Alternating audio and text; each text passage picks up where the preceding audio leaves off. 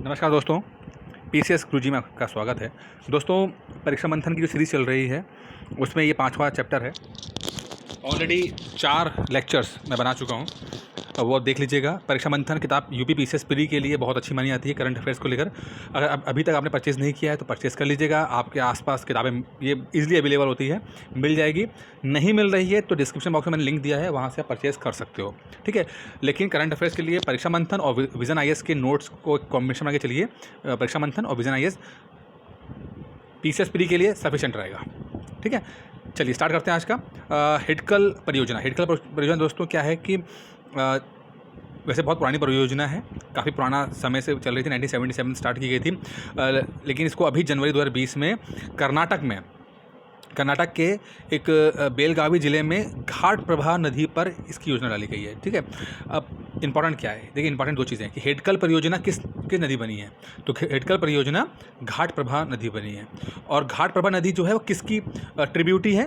तो जो घाट प्रभा नदी है वो है हमारी कृष्णा नदी की ट्रिब्यूटरी, ठीक है। तो घाट प्रभा के से जुड़े हुए 2 सवाल आ सकते हैं, या तो हेडकल हो सकता है या तो घाट प्रभा हो सकता है। तो हेडकल जो परियोजना घाट प्रभा बना है, और घाट प्रभा जो है वो कृष्णा नदी की ट्रिब्यूटरी है। अगर और ज़्यादा एक्सटेंड करेगा तो कृष्णा नदी कहाँ से निकली है, तो कृष्णा नदी जो है महाबलेश्वरपुरम जो है आपका महाराष्ट्र में महाबलेश्वर है जो है, वहाँ से निकली है, वहाँ के पास से निकली है। तो ठीक है, तो एक ही चीज़ में 3-4 चीज़ें इसके अंदर आ जाती हैं इसके अंदर, ठीक है।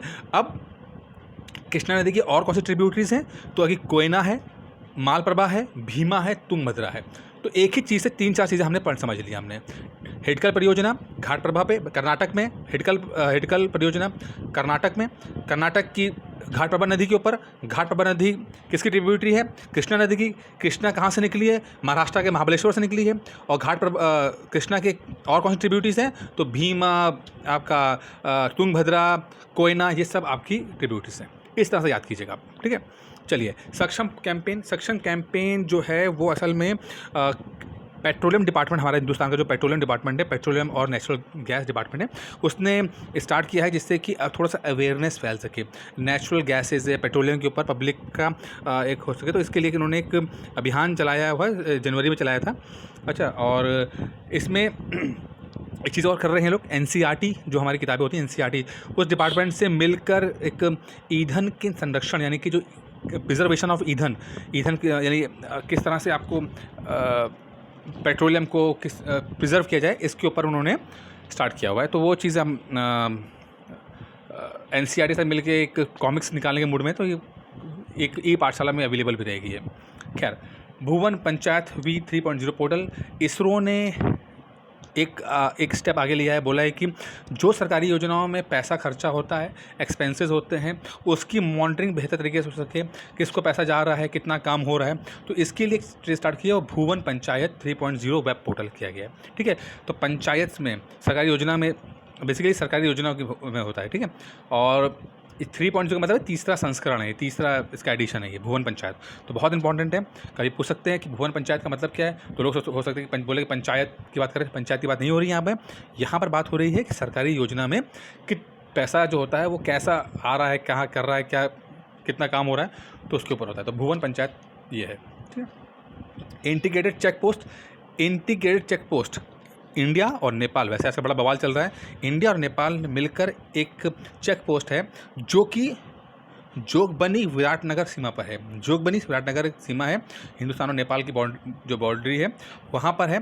तो वहाँ पर इस चेक पोस्ट को मिलकर इंडिया और नेपाल के लोग वहाँ पर पहरा देंगे इसमें, ठीक है। पहरा देंगे, साथ में एक चीज़ और भी है कि वहाँ पर जो ट्रेड हो सकता है। अब चूँकि इंडिया नेपाल के बीच में क्या फ्री ट्रेड होता है, ज़्यादा वीज़ा की जरूरत नहीं पड़ती है, तो इस चेक पोस्ट में आप में ट्रेड कर सकते हैं, व्यापारी अपना सामान ले जा सकते हैं, लोग घूमने जा सकते हैं। ये किया गया इसमें, ठीक है, आराम से, बहुत अच्छा रहेगा। ये विराटनगर जोगबनी, इससे पहले कहाँ रक्सौल बीरगंज सीमा पर भी बनाया गया था, ये दूसरा है। रक्सौल और बीरगंज में बन चुका है, और ये जो विराटनगर और जोगबनी पर ये दूसरा बनाया गया है। भारतीय रेलवे ने कहा है कि वो 2024 तक 100% जो है इलेक्ट्रीफाई हो जाएगा, यानी कि विद्युतीकरण इसका हो जाएगा, 100% हो जाएगा। चूँकि 2024 में इलेक्शन है तो उससे पहले सब कुछ सारी परियोजनाओं का जो टारगेट है वो 2024 में बना रखा है। अब कितना होता है कितना नहीं होता ये तो वक्त बताएगा, लेकिन सरकार की तरफ से ये बोला गया कि विद्युतीकरण जो होगा रेलवे का वो 2024 तक हो जाना चाहिए। अभी काफ़ी पीछे चल रहे हैं, हर जगह पर लाइट नहीं है, इलेक्ट्रिसिटी नहीं है, जो इलेक्ट्रिक इंजन नहीं लगे हैं, अमूमन अभी भी कोयले के और डीजल इंजन इस्तेमाल किए जा रहे हैं। तो ये बड़ा एम्बिशियस प्लान है। ऑलरेडी मोदी गवर्नमेंट ने तेजस नाम की एक प्राइवेट ट्रेन लॉन्च कर चुके हैं। बहुत सारे स्टेशंस को प्राइवेट हैंड्स में दिया जा रहा है कि मैनेजमेंट के रूप में। अच्छा है बुरा है ये डिस्कस कर लेंगे बाद में, अभी फ़िलहाल ये खबर है चल जा रही है। सिद्दी ट्राइब्स, देखिए सिद्दी ट्राइब्स के से जुड़ी और भी ट्राइब्स आती हैं। एक सवाल बहुत ज़्यादा बन सकता है जनजाति के ऊपर, जनजाति लोग हमारे देश के लोग होते हैं तो ट्राइबल्स, उनके ऊपर सवाल बनता है। हुआ क्या है कि अभी भारत संसद ने लोकसभा में एक आदेश जो है वो विधेयक है उसको पास किया है जिसका नाम है संविधान अनुसूचित जाति आदेश संशोधन विधेयक 2019। संविधान अनुसूचित जनजाति आदेश संशोधन विधेयक 2019, इसको ध्वनि मत से पास किया गया। ध्वनि मत का मतलब होता है सबने मिलकर ताली बजा के इसको पास कर दिया, कोई विरोध नहीं हुआ इसका। और इसमें ये बोला गया है कि कर्नाटक की कुछ जनजातियां हैं जिनको शेड्यूल्ड ट्राइब में डाला गया है। शेड्यूल्ड ट्राइब, शेड्यूल का मतलब होता है, शेड्यूल का मतलब होता है लिस्ट, लिखना। एक लिस्ट है, सरकारी लिस्ट है, उसमें जो जो जनजातियों के नाम है उन लोगों को शेड्यूल्ड ट्राइब माना जाता है। इसी तरह शेड्यूल्ड कास्ट है, शेड्यूल का मतलब होता है लिस्ट, मतलब एक शेड्यूल कास्ट का मतलब है लिस्ट ऑफ कास्ट, मतलब उस लिस्ट में अगर किसी जाति का नाम है तो उसको अनुसूचित जाति माना जाएगा, शेड्यूल कास्ट माना जाएगा। ठीक है, लिस्ट में नाम होना जरूरी है आपका। उसी तरह से जनजाति के ऊपर है, तो कर्नाटक की जनजाति हैं, 2-3 जनजातियां हैं, समझेंगे, बहुत इंपॉर्टेंट है एग्जाम के लिए, बहुत बहुत इंपॉर्टेंट है। पूछेगा आपसे कि फला जनजाति कहाँ किस राज्य में है, या तो इसको पूछेगा, साथ में पुरानी जो और जनजातियाँ होती हैं नागालैंड की या मध्य प्रदेश की, छत्तीसगढ़, तो उनको पूछ सकता है। तो परिवारा तलवारा, ठीक है, परिवारा है, तलवारा है, बेलगावी और सिद्दी, बेलगावी, सिद्दी, परिवारा, तलवारा, ये सब कर्नाटक की जनजातियां हैं जिनको अब शेड्यूल्ड ट्राइब में रखा गया है। बहुत इंपॉर्टेंट है।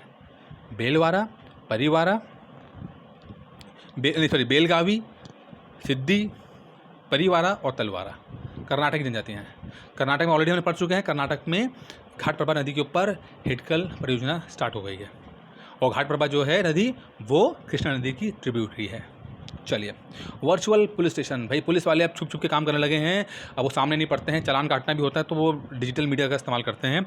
इसी तरह से अगर आपको कोई दिक्कत आती है तो आप एक अब स्टेशन जाने की जरूरत नहीं है, अब आप ऑनलाइन भी अपनी कंप्लेंट फाइल कर सकते हैं, और जिसका ऑफिस बनाया गया भुवनेश्वर उड़ीसा में बनाया गया है। वर्चुअल पुलिस स्टेशन, अगर पूछा जाए कहाँ पर इसका ऑफिस है तो वो भुवनेश्वर में है, उड़ीसा में है। अम्फान साइक्लोन, एक मई में एक साइक्लोन आया था, साइक्लोन तो नहीं कहूँगा, सुपर साइक्लोन कहूँगा। सुपर साइक्लोन वो होता है जिसकी स्पीड लगभग 240 किलोमीटर पर आवर की स्पीड से होता है। ठीक है, साइक्लोन लगभग 200 किलोमीटर के ऊपर से होता है, 240 किलोमीटर के ऊपर किलोमीटर पर आवर की स्पीड से होगा तो बहुत ज़्यादा पावर होती है और ये बहुत डिस्ट्रक्शंस करते हैं। और ये कहाँ पर आया है, ये आया है पश्चिम बंगाल और उड़ीसा में आया। तो क्वेश्चन साइक्लोन के ऊपर आता है, साइक्लोन में बहुत सारे क्वेश्चन बनते हैं प्री से लेकर मेंस तक। साइक्लोन कैसे बनते हैं, ट्रॉपिकल साइक्लोन कौन से होते हैं, टेम्परेट साइक्लोन कौन से होते हैं, साइक्लोन आई क्या होती है, वॉल क्या होती है, अगर साइक्लोन जो कोस्टल पे पहुंचते हैं तो वो इत्यादि ख़त्म क्यों हो जाते हैं, आगे अंदर तक क्यों नहीं जाते हैं ये। ठीक है, तो इस तरह से चीज़ें आपको आएंगे साइक्लोन के बाद। साइक्लोन कौन कौन से आए, अम्फान आया है, एक मुंबई में भी आया था, नाम मैं भूल गया उसका, तो वो तो आपको उस साल 4-5 महीने में जितने भी हैं तो वो सब आप देख लीजिएगा उसके अंदर से। ठीक है, गोवा, ग्रीन गोवा, देखिए गोवा के साथ कहानी क्या है कि गोवा पहला स्टेट बना है जो कि कोरोना फ्री बना है। ठीक है, कोरोना उसमें नहीं है तो उसको ग्रीन गोवा के नाम से दिया गया है। पहला राज्य बना है गोवा जो कि कोरोना फ्री स्टेट है।